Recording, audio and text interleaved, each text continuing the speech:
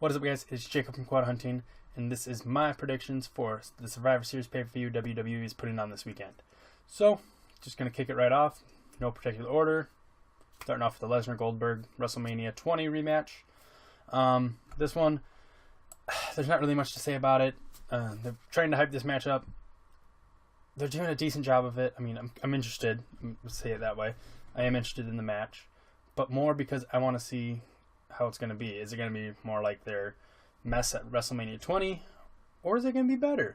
I'm kind of leaning towards it's going to be better, but you got to remember this is not the same Brock Lesnar from then. He doesn't do the moves he used to do then. He is just suplexes and F5s now. And you got Goldberg, who hasn't been in a WWE ring for 14 years. It's a little worrisome, but I don't believe Goldberg is a guy to beat Lesnar. Goldberg's already up 1-0. I don't think WWE is going to put him up 2-0. So I think it's going to be Lesnar because Goldberg's not the guy to stop the push. The guy who beats Lesnar needs to be a full-time guy, like a guy like Roman Reigns, even though a lot of people don't want to see that. It needs to be given to the push needs to be given to a guy who can use it and carry it on, not a guy who's coming back for the first time in 14 years. This is just for an old-time sake match. It's a match made to sell pay-per-view buys and network buys. So I'm going to say Lesnar wins, but I don't think it's going to be a squash match. Goldberg's going to spear. He's going to jackhammer. He'll get F5 probably a couple times. He'll kick out probably of one. That's all I really got to say about that match. Then you have the men's elimination tag match. Real quick, before we get into this match more, one problem I have with this, I'm hyped for the pay-per-view. I think it's going to be a good pay-per-view. They built it up decently. One thing they haven't done is put stakes on these matches, and that is bugging me. Like, why do all these people want to work together? Just like the only reason these guys are working together is because they want Raw to win versus SmackDown. I mean, there's really no logical reason why Reigns and Rollins and Jericho and Owens and Strowman would all want to work together. I mean, it wasn't long ago when Roman and Rollins were killing each other over the title, and Jericho was getting in there, and Owens was getting in there for the title, and then Owens won it, and then why would the hell would Strowman want to help these guys out? He's wanting to do his own thing. There's really no logical reason why all these guys are working together. Put stakes on this match. Get like draft picks or Royal Rumble positions or something like that. Give them a reason to want to fight instead of just, well, here, we want to beat Raw and we want to beat SmackDown. Give them a reason. Yeah. Anyways, I think this is what should be the pay-per-view match, the main event match. It should be. Hopefully it is. But it could be a potential kickoff for a breakup between Owens and Jericho, or Orton and Wyatt, because you got a couple teams coming in together. I think it could be a good time to split them off. It'll be interesting, I think, to see how the former Shield members act, with Rollins and Reigns having to work together and fight Ambrose. See how they all interact together, and see how the Wyatts with Bray and Strowman used to be in the Wyatt family. See how they interact with each other, if that does anything. For the outcome of the match, though, Undertaker coming back on SmackDown, I think, kind of gave it away, and the rumor mill kind of started getting pushing after that. I think it's going to honestly lead to a someone on SmackDown costing Team SmackDown the match, which will then move into a feud with Taker. They could be like a guy like Styles. They're kind of implying that in that promo Taker did with the Survivor Series team. Rumor mills are going, though, that it's going to be Randy. Randy's going to cost the match by betraying Bray. And then it'll move into a feud with Taker at TLC or the Royal Rumble, something like that. So I think Raw's going to win because of that reason. There's going to be some kind of infighting. I'm going to say that a lot throughout the rest of the video. But it's just infighting with Orton not being on the same page with Wyatt, or Styles not being on the same page with Ambrose. It's going to be something like that. And then whoever that is going to then be pushed into a program with Taker. So Team Raw wins that one. So Raw has won. The women's elimination tag match, which is going to be Sasha Banks, Charlotte, Bayley, Nia Jax, and Alicia Fox for Team Raw versus Becky, Nikki, Carmella, Alexa Bliss, and Naomi for Team SmackDown. If you look talent-wise, this should be a win for Raw. I mean, Sasha, Charlotte, Bayley, right there are three top-tier names for the women. You have Nia Jax, who's been presented as a monster, and then Alicia Fox just kind of got thrown in there. And then against SmackDown's Becky Lynch, who's the champion on that side, Nikki, who was the longest reigning Divas champ of all time. But then behind them, you got Carmella, who's new, freshly new. She's not new. She's green still. But she's been there for a little bit. Alexa Bliss, who's had some title matches, and Naomi, who's just kind of been underutilized her whole career. So you have two big names, two green people, and one person who hasn't been doing much. The other side, you got three people who are all respected names. Nia Jax, who's a monster, and Alicia Fox, who plays in the Naomi on Raw. So, talent-wise, it should go to Raw. But it's going to be, again, like I said, infighting. Reason for the men's. The whole thing between Carmella and Nikki, which has been going on for a while. Alexa Bliss and Becky, their whole thing about the title match. Bliss had her foot on the ropes, but the ref counted the fall anyways. There's going to be a little bit of anger there. You have Sasha and Charlotte. They just came out of a title program. Throw Bayley in that too. Then you have Nia Jax and Foxy, who just recently fought each other because Foxy threw something in Nia Jax's face. So, there's a lot of infighting in this one. The teams are a lot more divided.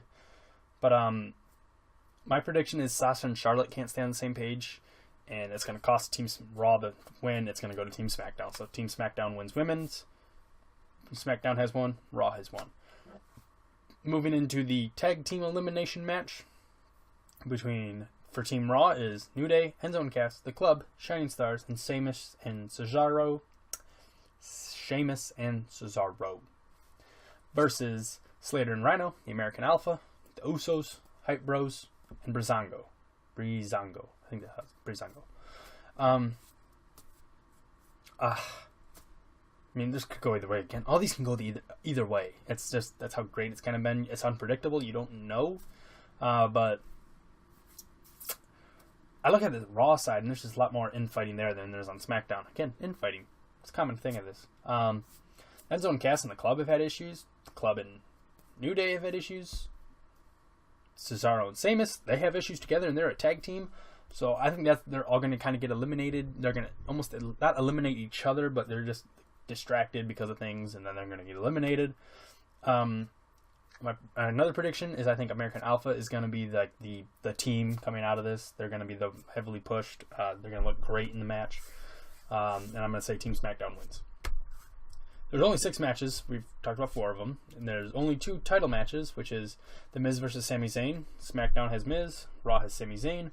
If Sami Zayn wins, the Intercontinental Championship moves to Raw. This is a bad idea for a couple reasons, and I'll get to that right now. SmackDown needs the secondary title. And we'll get into another title that might be transferring in just a second, but SmackDown needs a secondary title. And as great as the Cruiserweight Championship is in theory, you got people like Apollo Crews and Corbin and Swagger.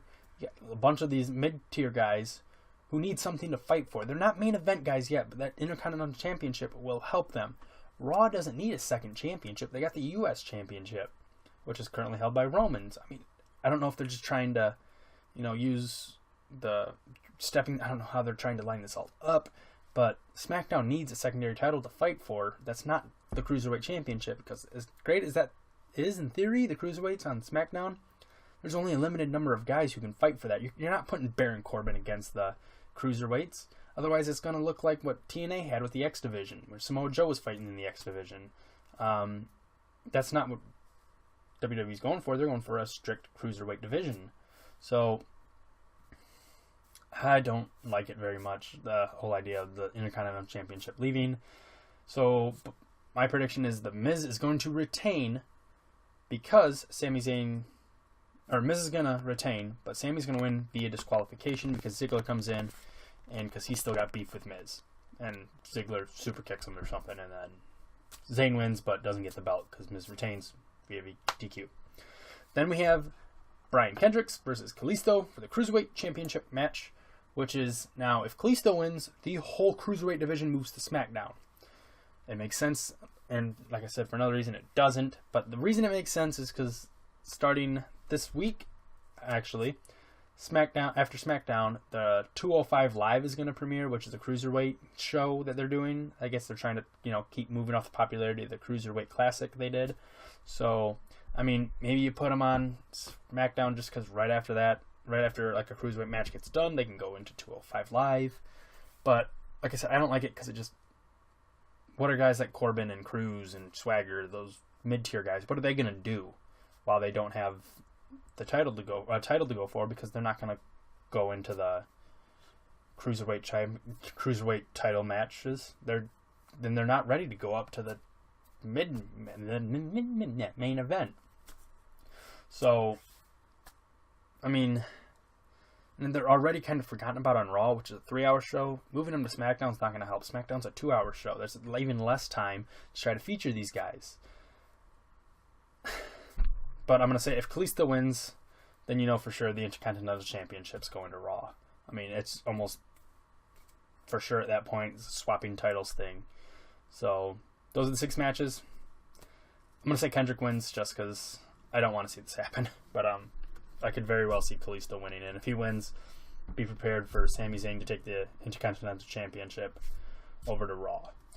Now, if they would have done like stakes in these matches, the Survivor Series matches, the elimination match is, wow, yeah, kind of all over the place in that one. But if they would have put stakes on it, like say for every win you get to draft one guy from the other team. Like say SmackDown wins 1 match, Raw wins 2. SmackDown would get to pick 1 person from the entire Raw roster to bring over. If they win the women's match, bring 1 woman over. If then Raw would pick 2 people from SmackDown's roster to bring over to their roster. Something like that could easily solve this. Like, say Sami wins the Intercontinental Championship, takes it to Raw, but then SmackDown drafts him. You could get storylines in there. Like, Sami's talking to Stephanie and Mick and Mick's like, oh, it's so great to have the Intercontinental Championship here on Raw in such and such city because he's going to get the cheap pop.